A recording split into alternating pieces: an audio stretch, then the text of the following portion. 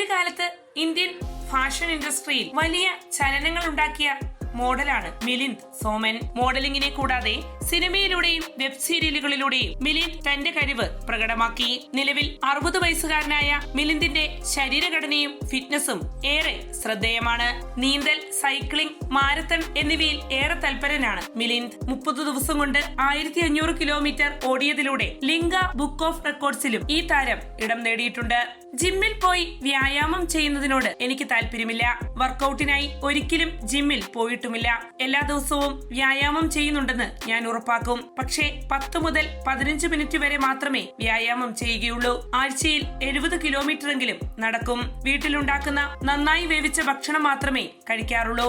വെള്ളം, dry fruits എന്നിവ കഴിച്ചാണ് ഒരു ദിവസം ആരംഭിക്കുന്നത്. പ്രോസസ് ചെയ്ത ഭക്ഷണം പരമാവധി ഒഴിവാക്കും.